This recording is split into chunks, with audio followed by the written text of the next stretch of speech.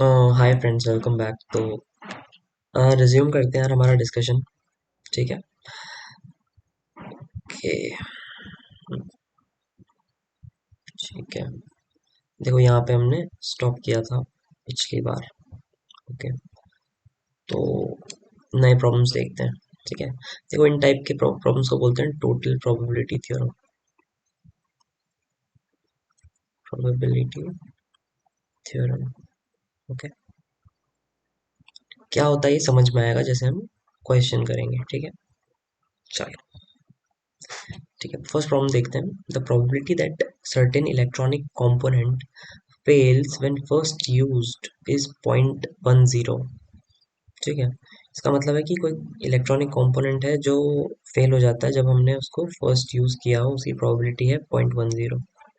ठीक है। If it does not fail immediately then the probability that it last for 1 year is 0.99। ठीक है। इसका मतलब ये है कि देखो, या तो एक इलेक्ट्रॉनिक कंपोनेंट या तो फेल होगा या वो पास होगा। ऐसे मान लो फेल हुआ तो वो फेल, खत्म।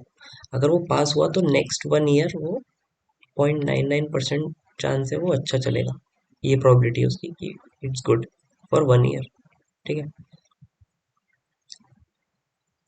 हाँ। अब ये फेल होने की प्रोबेबिलिटी 10 है यार। तो मतलब पास होने की कितनी होगी? 0.90 या 0.9। ठीक है। अब हमें क्या निकालना है? देखो, find the probability that new component will last for 1 year. हम चाहते हैं कि ये 1 ईयर तक लास्ट करे। तो देखो यार, इसका मतलब इसको आप एक इवेंट ई मान लो कि new component will last for 1 year. ठीक है। तो प्रोबेबिलिटी ऑफ ये क्या हो जाएगी? ये हो जाएगी कि या तो वो फेल हो जाए और 1 ईयर लास्ट करे। ठीक है। या फिर वो पास हो जाए और फिर वो वन वन ईयर लास्ट करे। ठीक है। हम चाहते हैं कि वो 1 ईयर लास्ट करना चाहिए। अब देखो यार, फेल हो जाए तो 1 ईयर तो लास्ट करेगा ही नहीं। तो लेट्स से फेल होने की तो हमारे पास, हमें पता है 1/10 प्रोबेबिलिटी थी, पर वो उसकी जो प्रोबेबिलिटी है वो कि अगले साल सस्टेन करे वो 0 है, क्योंकि वो पहले ही फेल हो गया। ठीक है। या तो वो पास हो जाए। पास होने की कितनी थी फर्स्ट अटेम्प्ट में? 0.90। अगर वो पास हुआ तो वो 1 साल चलेगा, उसकी 0.99 थी। ठीक है, इंटू 0.99। तो ये मेरा आंसर हो जाएगा। तो देख लो यार ये कितना आएगा, मैं बता देता हूँ। ये आएगा 0.891। ठीक है। तो ये मेरी प्रोबेबिलिटी है कि मेरा जो वो इलेक्ट्रिक कंपोनेंट है, इलेक्ट्रॉनिक कंपोनेंट, वो 1 साल तक चलेगा। ठीक है। तो आई होप आपको समझ में आया होगा प्रॉब्लम। ठीक है। बेसिकली इस चीज को, इस रिलेशन को ही टोटल प्रोबेबिलिटी थ्योरम बोलते हैं। ठीक है। इसको आप ऐसे बोल सकते हो, ई गिवन एफ या ई given P. The probability of this given that this has happened, और probability of this given that this has happened। मतलब ठीक है। तो probability of, इधर देखो यार ये 0 क्यों आया? क्योंकि probability of probability की वो 1 साल चले given that वो फेल हो गया वो 0 है। probability वो 1 साल चले given that वो पास हो गया वो 0.99 है जो सवाल में दिया है। ठीक है। If it does not fail मतलब अगर वो पास हुआ होगा तो वो इतना चलेगा। ठीक है। तो आई होप आपको ये वाला सवाल समझ में आया होगा। चलो नेक्स्ट प्रॉब्लम देखते हैं यार। ठीक है। नेक्स्ट प्रॉब्लम देखते हैं। देखो, if there are 2 bags one of which contains 3 black. देखो 2 बैग है। ठीक है। पहला बैग में क्या है? 3 ब्लैक है, 4 वाइट है। ठीक है। बैग 1 में, बैग 2 में क्या है? 3 वाइट है, 4 ब्लैक है। ठीक है। ओके। हाँ। अब उसने बोला कि एक ना हम डाइस को उछाल रहे हैं। ठीक है। इफ द फेस जब 1 और 3 आता है तो फर्स्ट बैग सेलेक्ट होता है। जब जब बचे हुए दूसरे आते हैं 2 4 5 6, तब बैक टू सेलेक्ट होता है। ठीक है। ओके। तो देखो यार, अब उसने क्या बोला देखो, if any other face turns up then ball is chosen from second bag, what is the probability that we are choosing a black ball. ठीक है, अब हम चाहते हैं कि ब्लैक बॉल आए, तो ब्लैक बॉल या तो बैग वन से आ सकती है, बैग टू से आ सकती है। देखो बैग वन से ब्लैक बॉल आए उसकी प्रोबेबिलिटी निकालते हैं। सबसे पहले तो देखो बैग वन से कुछ भी सेलेक्ट कब होगा, जब वो 1 और 3 आए, मतलब 2/6, मतलब 1/3। ये क्यों हुआ, क्योंकि देखो 1 और 3 आने की चांस क्या है, सिर्फ 2/6 है ना। एक डाइस में तो 6 फेसेस होते हैं, अब सिर्फ 2 ही फेसेस आएंगे उसकी 2/6 हुई, 4 फेसेस आएंगे उसकी 4/6 होगी, मतलब 2/3। ठीक है। तो देखो हमें हमें क्या निकालना है, प्रोबेबिलिटी की ब्लैक बॉल आए। वो देखो या तो बैग वन से आ सकती है,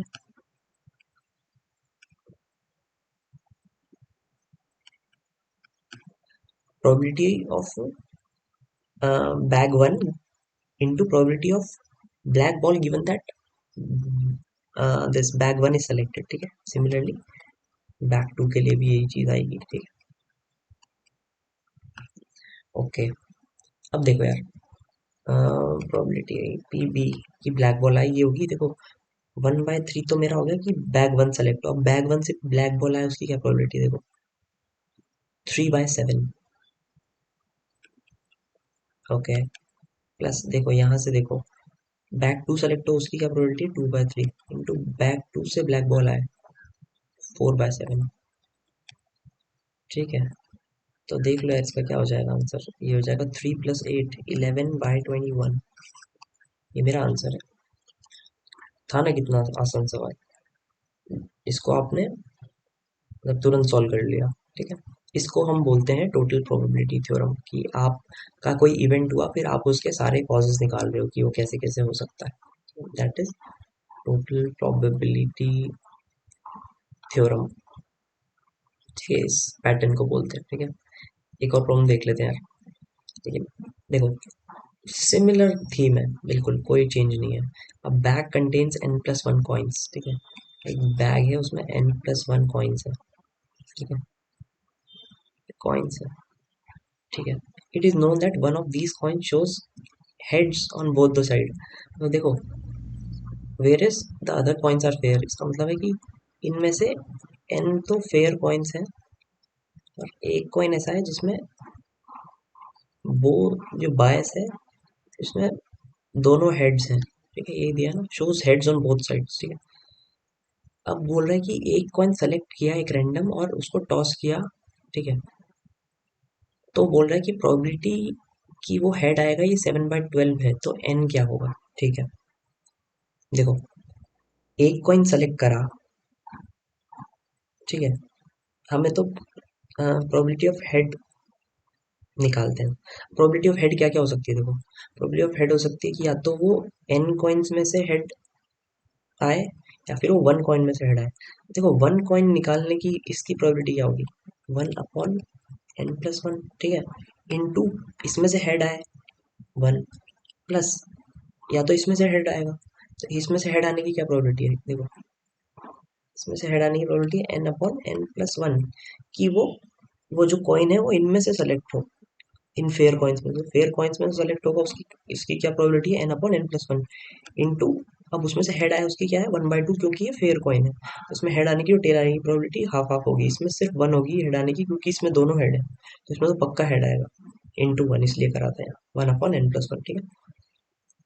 अब देखो यार प्रोबेबिलिटी ऑफ हेड मुझे दिया है 7/12, 1/n+1 into plus n/2 n+1। ठीक है। तो इसको सॉल्व करेंगे तो यार n+1 मेरा एलसीएम आएगा 3n/2 इक्वल टू 7/12। ठीक है, तो ये हो जाएगा, अगर हम सॉल्व करेंगे तो देखो 3n divide by n+1 equal to 7/6, तो 18n इक्वल टू 7n+7। ठीक है। आई होप मैंने कोई गड़बड़ तो नहीं करी।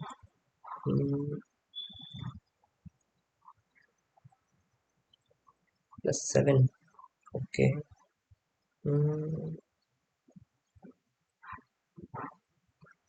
आई थिंक मैंने कहीं तो कुछ एरर करी है।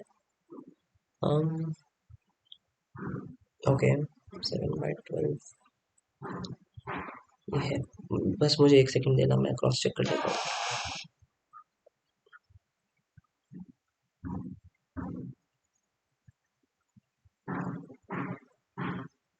Okay okay okay okay okay, यहाँ मैंने एडिशन में गड़बड़ करी है शायद।